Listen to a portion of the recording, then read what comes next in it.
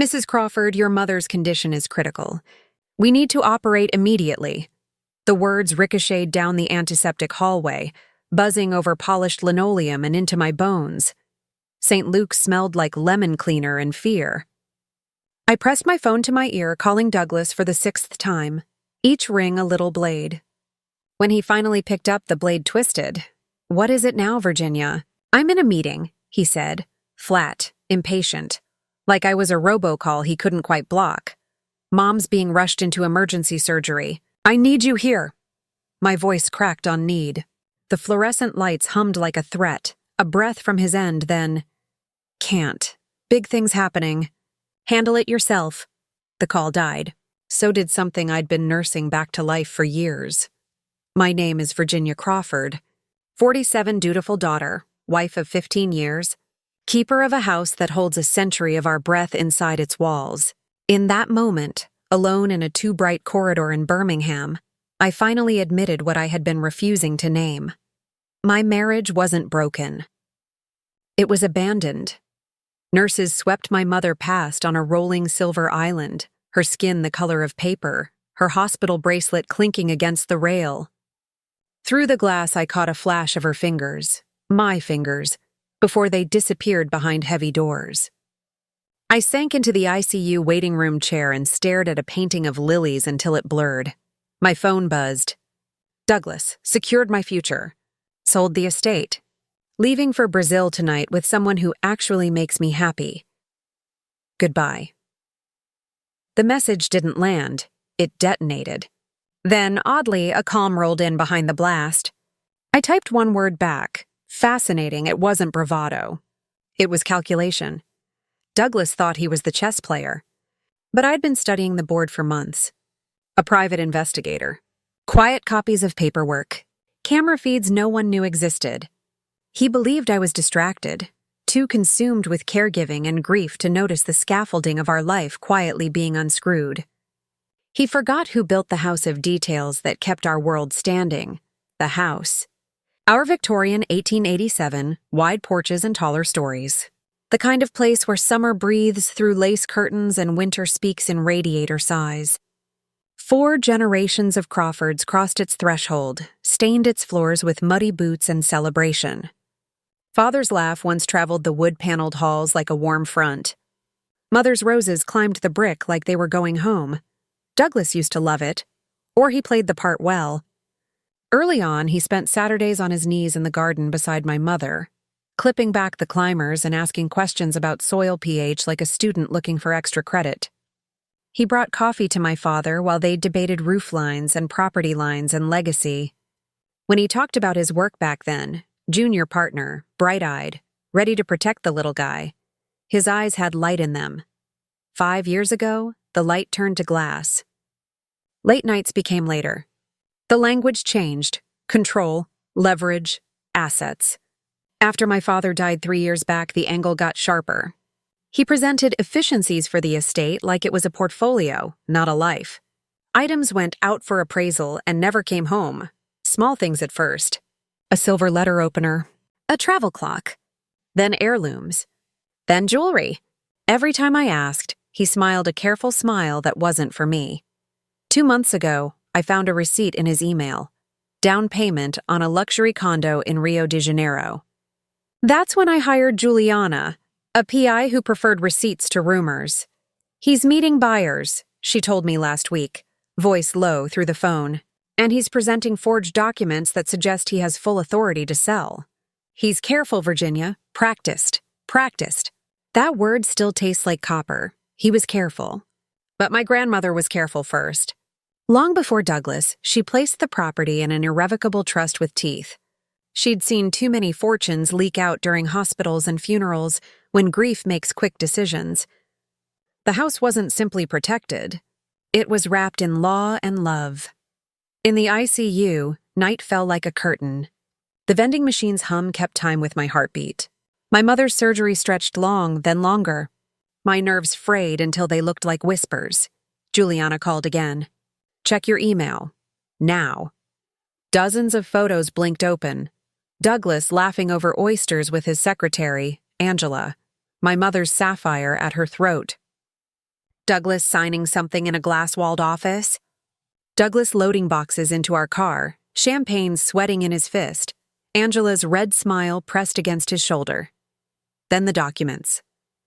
Account statements, transfers, a meticulous siphon. He's been emptying your personal accounts for months, Juliana said. The estate sale is his finale. Most of the liquid assets are already offshore. I pulled up my banking app.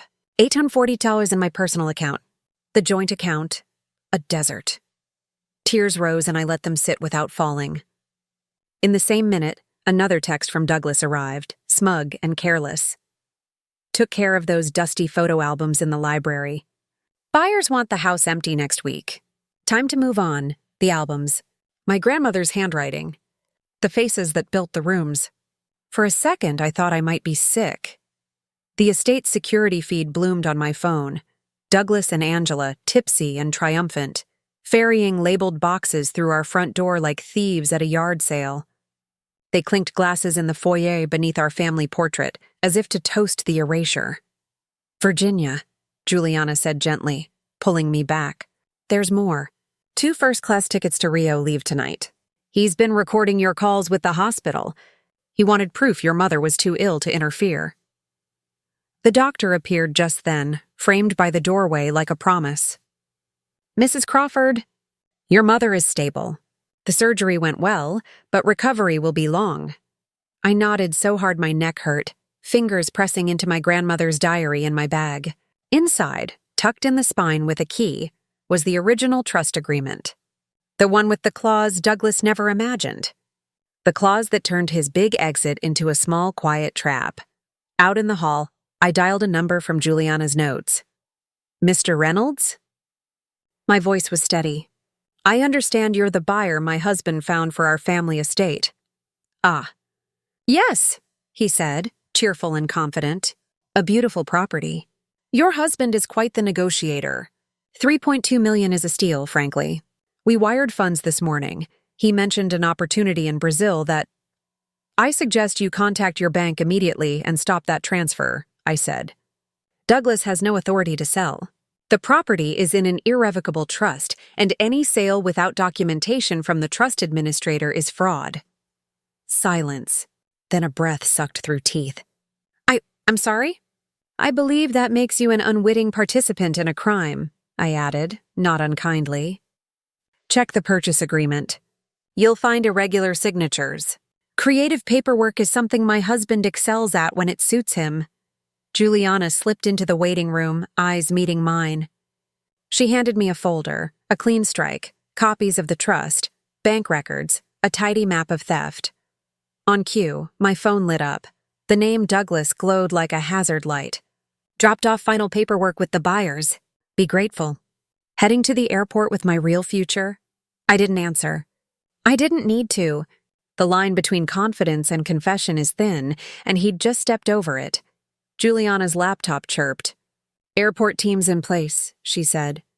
And the trust administrator's en route to the gate.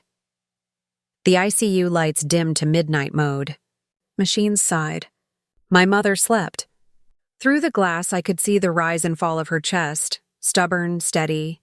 I thought of my grandmother telling me stories in the library's winter sun. Family isn't just blood. It's guardianship. It's doing the hard thing so the next person doesn't have to. Douglas believed money made him untouchable. He forgot that paper makes him visible. And paper, properly kept, is a net. I tucked the diary back into my bag, the hidden key warm against my palm. The past had given me a map. The present was giving me motive. Now I had what I needed, timing. Sometimes revenge isn't a strike. Sometimes it's a stage you set and a door you leave ajar, so the villain can walk through it on his own. If you're still with me, don't forget to subscribe for more stories like this. If this were your life, what would you have done when that text arrived? Tell me in the comments, and if you're hooked so far, give it a like. It really helps the channel. Douglas once said, "Every house has a price, Virginia. Even memories." At the time, I brushed it off as a lawyer's cynicism. Now I understood it wasn't cynicism. It was a blueprint. Juliana's voice crackled through my phone. "Virginia, brace yourself. I dug deeper into his trail. Her words came clipped, urgent. He's been draining all your personal accounts. Offshore holdings, shell companies. And Angela? She's not just the mistress. She's his accomplice. Photos filled my screen. Douglas and Angela at Tiffany's. Douglas signing condo papers in Rio. Douglas smirking over dinner as if betrayal were an aphrodisiac. One photo made my blood roar. Angela dangling my mother's sapphire necklace, the one my grandmother had entrusted to me on my wedding day. Generations of love stolen and worn like costume jewelry. Virginia, Juliana pressed. He's been emptying accounts for months. The estate sale is just the finale. By the time that plane lands in Rio, he'll have left you with nothing. I opened my banking app again.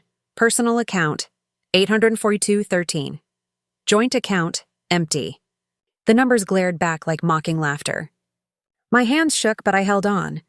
Douglas thought I was cornered. But the thing about corners, they give you walls to push off from. Then another text from Douglas. By the way, toss those dusty old albums in the library. Buyers don't want Centime. That's when the security feed chimed. Douglas and Angela parading through our home with boxes and champagne. Angela in my mother's pearls. Douglas toasting with a grin that made me want to shatter glass. They weren't just robbing me, they were celebrating it. Juliana's voice pulled me back. He's booked 2 first-class seats to Rio tonight. He even recorded your hospital calls. He wanted proof your mother couldn't intervene. The precision of it all, the timing, the cruelty, left me breathless. He wasn't improvising. He'd engineered this moment. But just as his trap was snapping shut, mine was opening. Because what Douglas didn't know was this. My grandmother hadn't simply built a trust. She'd built a fortress. Fail-safes. Hidden clauses. Protection layers that could unravel every one of his forgeries with a single phone call. The ICU door creaked open. The doctor stepped in, removing his mask. Mrs. Crawford, your mother made it through surgery. She'll need extensive care, but she's stable. His voice softened, and I exhaled for the first time all night. Stable. My mother was still here. And so was the diary resting in my bag. The diary with the original trust agreement tucked into its spine like a secret blade. I dialed Mr. Reynolds, the supposed buyer. His voice oozed satisfaction. Yes, your husband spoke highly of you. $3.2 million for the estate. Quite the bargain. Funds wired this morning. He mentioned Brazil, something urgent. I cut him off. Contact your bank immediately. The sale is void. Douglas had no authority to sell. The estate is locked in an irrevocable trust. Any attempt to transfer it is fraud. A pause. Then panic creeping into his tone.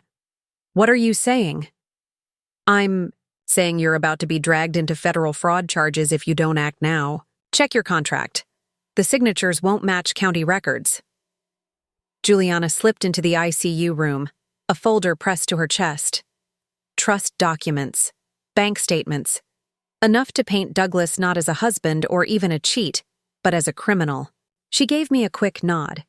Everything was in place. As if on cue, Douglas texted again. Paperwork signed. Be grateful. Heading to the airport with my real future. My pulse slowed. Not from fear, but from clarity. He thought he was escaping. He didn't. Realized the stage he was stepping onto was already wired with lights and cameras, and agents waiting in the wings. Juliana whispered, Airport team confirms. He and Angela are checking in. The trust administrator will intercept them at the gate. Perfect. He thought he was running away to freedom. He was running straight into the jaws of his own paperwork. The ICU lights dimmed as night settled over Birmingham. My mother's monitors beeped steadily in rhythm with the truth I now carried. Douglas had mistaken my silence for weakness. What he didn't understand was that silence can also mean strategy. And the turning point? It wasn't when he sold the house. It wasn't even when he drained the accounts. It was when he underestimated me. Because from here on out, Douglas wasn't the hunter. He was the quarry. Don't forget. If this story has you hooked, hit that like button and subscribe for more revenge stories that twist when you least expect it. And tell me in the comments, would you have revealed the truth to Mr. Reynolds, or let Douglas's scam burn him too? Juliana's laptop glowed between us in the ICU waiting room, casting shadows across the sterile tiles. The screen flickered with a live security feed of Birmingham International Airport, and there he was, Douglas, my husband, my betrayer, my undoer. He strolled beside Angela, both of them dressed like a magazine spread. Tailored suit, designer heels, matching luggage. Angela wore my mother's sapphire necklace, and Douglas, the suit I gave him for our 10th anniversary. My gifts, my family's legacy, repurposed as their armor. They looked smug, invincible. They had no idea. Agent Martinez is in position, Juliana whispered, her eyes never leaving the screen. The trust administrator, too. Any second now. On the feed, Douglas handed his boarding pass to the gate agent. That's when 2 FBI agents closed in from the left, airport security from the right, and Mr. Harrison, the trust administrator, stepped forward with folded documents in hand. Douglas froze. His face shifted in real time. Surprise, disbelief, rage. "You don't understand," he barked. "My wife gave me permission to sell.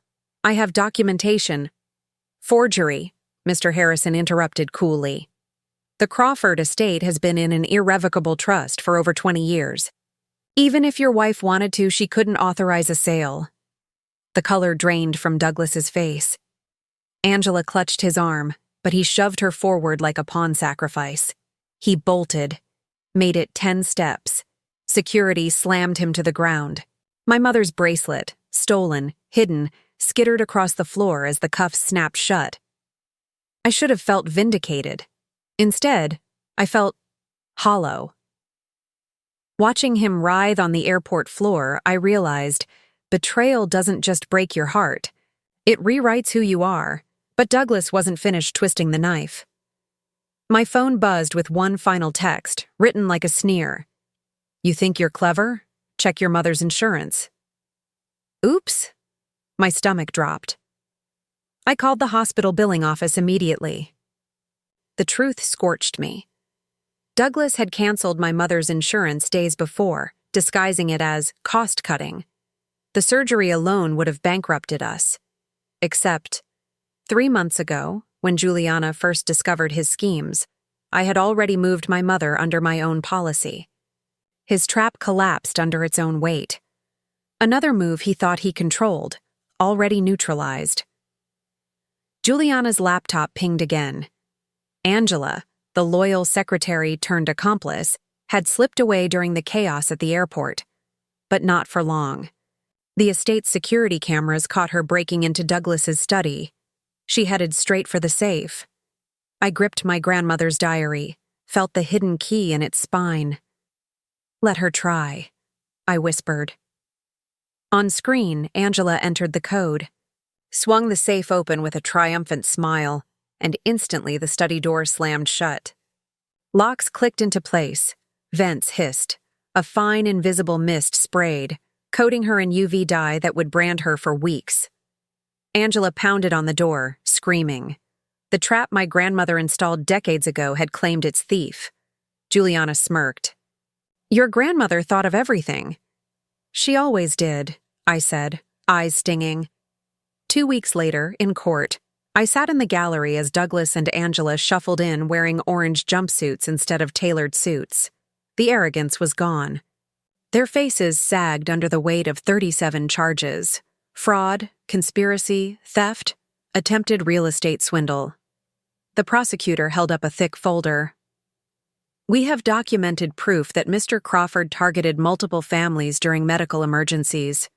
Forged signatures, shell companies, offshore laundering.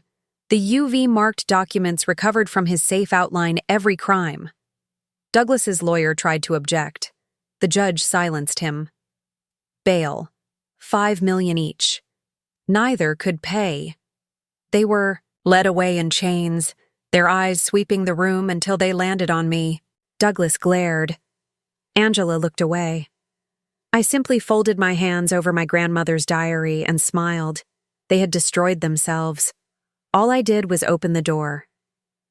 Back at the estate, my mother recovered in her old bedroom, sunlight spilling across quilts she'd stitched decades ago.